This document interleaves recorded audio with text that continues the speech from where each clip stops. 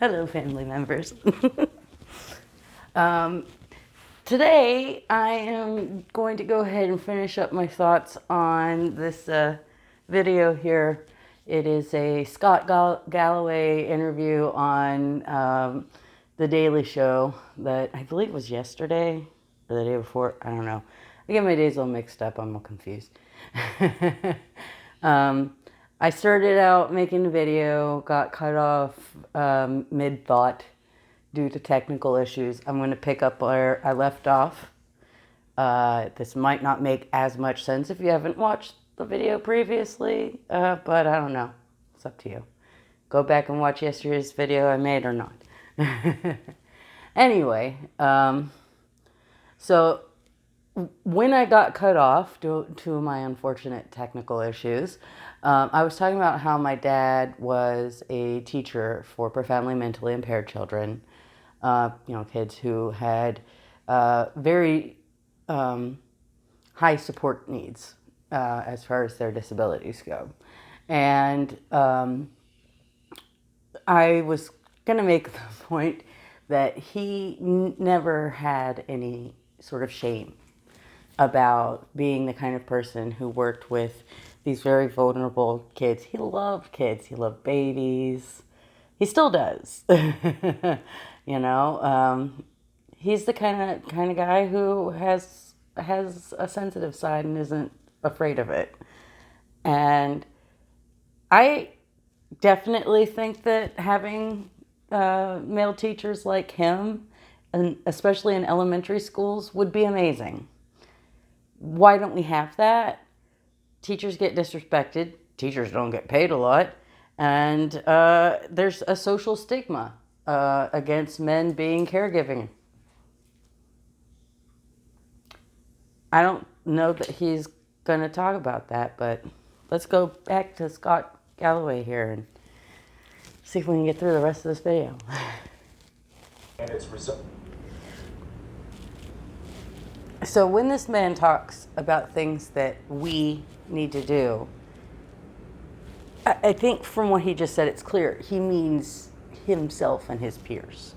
He doesn't mean we as a society, but he also talks about it as if he's talking about all of society. It's an interesting thing. Also, anyone who uses the word triggered, that's very suspicious to me. If you're not using the word triggered in the original, psychological sense, where we're talking about something where a subject can cause a person to have like a panic attack, like actual mental distress, if you're just talking about, oh, it's too controversial, you do get that that's kind of similar to using the R word, right? That's taking something that is used to describe a mental health issue, a disability, and then just turning it into sort of a pejorative. So that's not great. Don't love that. Also, it was just a complete word salad. Did he give any information at all about what he thinks society needs to do to get more men and teachers? No. He just used it as a starting point to then spout off a whole bunch of talking points that he's memorized. Well, let's see. So his little line there that obviously, got the audience going before he could even finish it. He said, civil rights didn't hurt white people. Gay marriage didn't hurt straight marriage. So he's equating white men who are having trouble because other white men didn't socialize their youth correctly, according to this guy. This is the way that he characterizes it. And they're the oppressed minority, and everyone else is benefiting from their oppression. I mean, I guess, yeah, that's what he's saying, right? He's saying if we focus on the margins of society, then that necessarily takes from discussing issues with white men and their struggles. Because otherwise, why else would you bring up? He might say it's not a zero-sum game, but he is making it a zero-sum game. And he's going to get more explicit about this. This is actually, I've watched this in events, so I do know some of what's to come. And he's going to make a very much more egregious statement related to this. So maybe this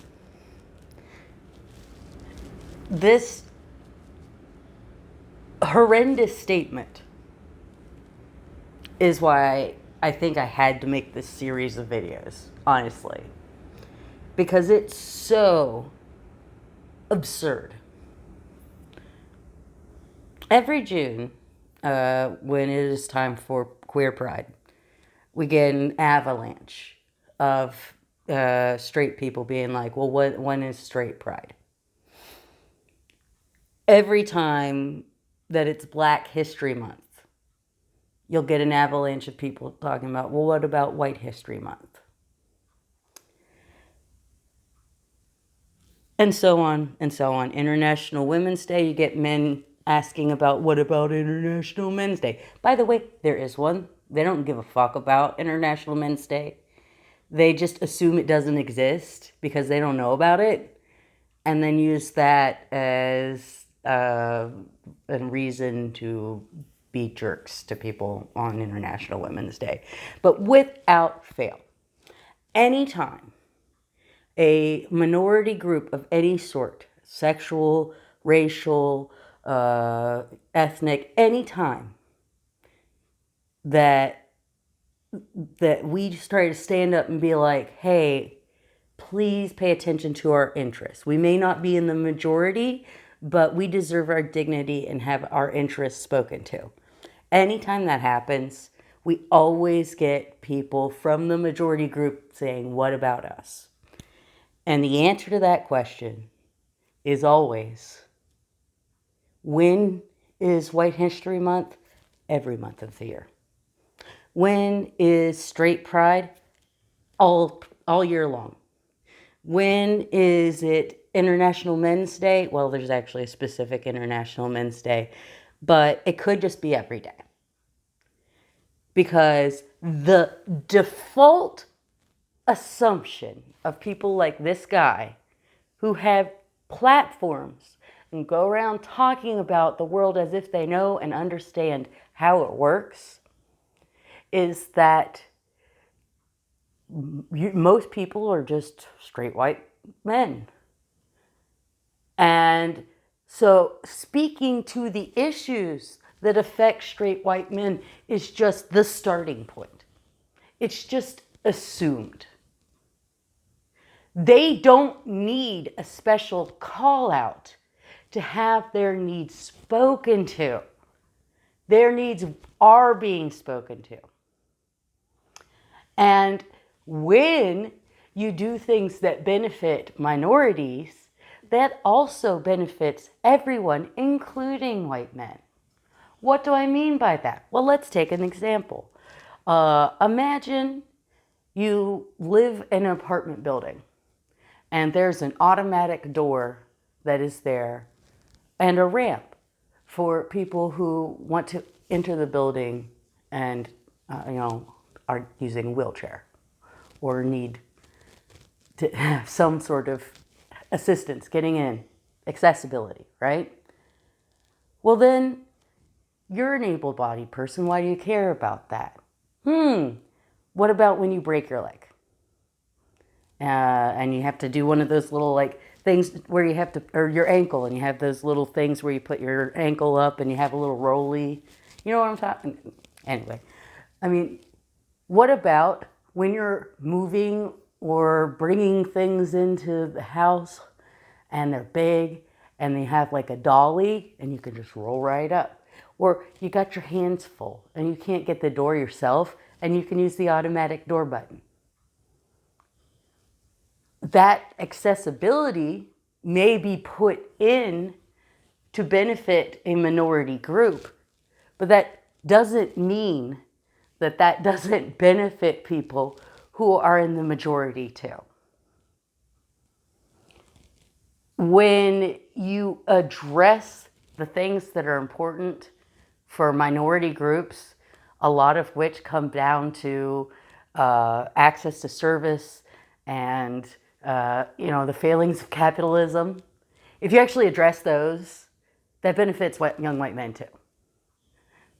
Young white men, what he's speaking about here is that Republicans actually, do care about keeping a base. Oh gosh, Denny's turkey. I mean, you probably can't see that very well, but Or special interest groups. Like the shush, Democratic National. shush, shush. I completely lost my train of thought. Isn't that awful? But yeah,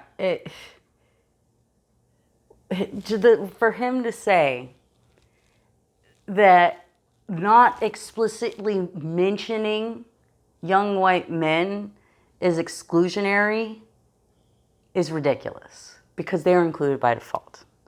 And I really wish I almost had it there for a second, the point I was about to make, and then the turkey happened. But, that's what happens when you have, mental disabilities. Like, I can't always remember things. So, oh well, I'm just going to, make my point, I guess. Anyway, I'm so mad at myself for forgetting what I was gonna say. I gotta let it go, people. Sorry about this. Let's just let this guy talk a little bit more. And oh, I remember what it was. Okay, and this is kind of important. So he said that the far right, figured it out first. No. The far right actually manages their base. They figure out what will get their base all riled up, and then they speak to that. The problem is that the Democrats do not respond to their base. They don't listen to their base. And young people, especially young men, are not going to be enthused to go vote for a politician who does not speak to their interests at all, doesn't respond to the issues that they feel are important. And they are conditioned to be like that. White men, the whole Karen thing is funny to me because white men are like just as bad as women when it comes to that entitled, let me speak to the manager energy, okay? And so, what are you going to respond to if you have that kind of energy? Are you going to respond to somebody who goes out of their way to speak to you? Or are you going to respond to somebody who goes out of their way to try to include everybody and may not mention you specifically this particular time? I'm sorry, white men, you can't be the focus of every conversation. I know that's kind of how you've been raised to act in a lot of cases, not always. There are people like my dad who somehow miss that. But for the most part, a lot of the young men in this country and men in this country, period, feel like they should be centered in every conversation because they generally have been traditionally. And they don't realize that no one group of people is entitled to always be a focal point in every conversation. Sometimes it's just not about you. And that doesn't mean you're not included. It just means that it's not time to talk about you right now. Guess what? Sometimes you do have to wait your turn. Anyway, let's get back to this guy.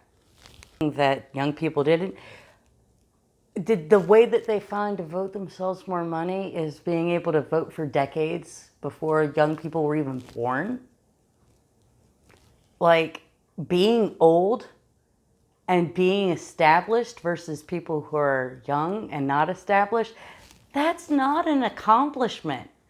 That's just a random reality. What a bizarre thing to say.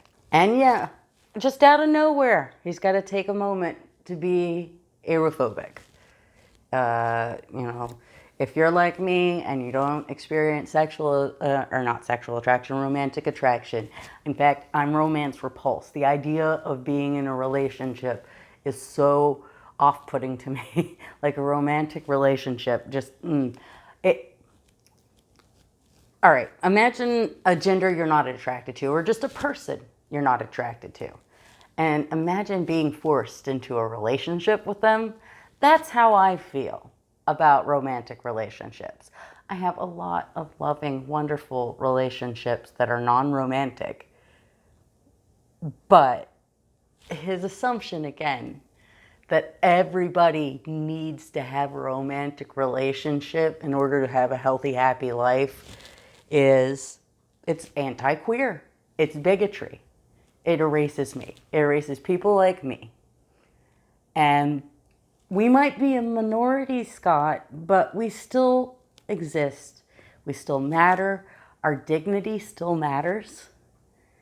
And it frustrates me and upsets me to see my people just so completely swept aside and casually swept aside for the point of stroking this guy off and selling his book, okay? All right. Jordan,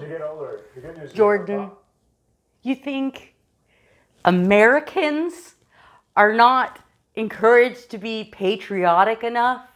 Have you been to any other country? I'm sure you have. What the heck is your problem? That is just... I will tell you right now, I am patriotic. I'm extremely critical of our government and of our society, but I love being an American. I love living here. I have been to other countries. And it's not that I don't like those other places. I love Iceland. Don't get me wrong. I'd move there right now if it wasn't so cold. But there's a lot of things about my country that I love. The people, the land, the ambition. And there's a lot of things that are hard to swallow too. But taking the time to pull those issues out and inspect them and really think about them and give them their place in our history, I think that is a very patriotic thing to do. I think it's really frustrating for people who are like me, who are willing to look at our country and be honest and critical about what it does well and what it hasn't done well and what it's done that's just abjectly wrong, and not afraid to talk about it. Like, we can be patriotic too. And there's a lot of people on the left who are very patriotic. I mean, the No Kings protests were extremely patriotic, and you can't tell me that that wasn't something that was meant to get the left-leaning people in the country involved. And yet, if okay, all right, I gotta let this go. I don't have unlimited time. One of the things that's most dangerous, I think, about the message that he's passing on is that he is saying the only way that we can reach young men is for older men to step up and do their due. And, you know, I'm not going to tell older men that they're wrong, that's wrong, that they shouldn't do that. But the real problem isn't that young men aren't listening to older men. It's that young men aren't listening to women and minorities, like especially young white men. I'm not going to say that young men in other races don't do that. I've definitely seen some of that. But that's what he's primarily talking about, so that's what I'm going to primarily address here. What this man needs to do is, instead of encouraging men to mentor young men in general, he needs to encourage older men to listen to women and minorities and use that behavior as an example for the young men in their lives. They need to teach the young men around them how to listen to other people instead of talking over them. And the only way they're going to be able to do that is if they learn how to do it themselves. And I don't see this man doing that at all. He's out here preaching. And you have to, if you want to do that, you have to be humble and you have to know how to listen so that you know that what you're preaching isn't something that just makes sense to you, but isn't true. I love Neil deGrasse Tyson quote, I'm going to paraphrase here, that was, just because something makes sense doesn't mean it's true. Just because someone can make a logical argument that sounds sensible doesn't mean that their argument is right. And this is what I think happens to people like this Scott Galloway. He goes and he talks and he gets these crowds cheering for him and podcasts and all this stuff. And he doesn't understand that he has a survivorship bias. And he doesn't understand that a lot of the things that he's saying are gross generalizations that are truly bigoted and erasing the real lived experience of a lot of people. And how is he ever going to know that if he doesn't take the time to listen to people like me? But I don't think he will. You know, I played in my first episode a quote of his where he says that asexuals are the most evil and dangerous and blah, blah, blah. And the truth of the matter, if you really look at that quote, I am maybe taking it out of context a little, because what he's talking about are young white men who don't know how to have healthy relationships that might be pejoratively called incels or such. That's what he's talking about when he says asexuals. But even though what he's saying may not really literally be about the group of people who self-identify as asexuals, he's still putting that in the air. And he's just casually erasing their existence. So it's asexual, anti-asexual bigotry, no matter how you slice it. It's actually kind of worse that he would casually use the word asexual without even knowing what it means, and trying to use it to define an entirely different group of people that has nothing to do with us. Well, that's not true. There are people who are young, white men who are unable to have unhealthy relationships who are asexual. They may or may not know that. But that's because whether or not you're asexual or aromantic, it is important for you to be able to have healthy relationships with the people around you. Even if you're aplatonic, it's important for you to have, healthy relationships with the people around you. because, professional relationships, neighbors, things like that. Humans are a collective of species. We depend on each other to survive, and we do need to know how to have healthy, fulfilling relationships with the people around us. But when I say relationships, I mean all kinds of relationships. Romantic, friendship, familial, again, neighborly, professional, all kinds of relationships. And we don't really value all of those different important relationships that people have. And we put certain types of relationships like romantic relationships, parent-child relationships above so many other relationships, as if they are more essential, more important than the other ones. This video pretty much was over, so I think we can just kind of let it go. I think we've kind of gotten the point there. But I kind of had to take the time to unpack this, because it's very frustrating to me to see someone who is so ill-informed going out there and speaking as if they're an expert on a subject that is extremely important, which is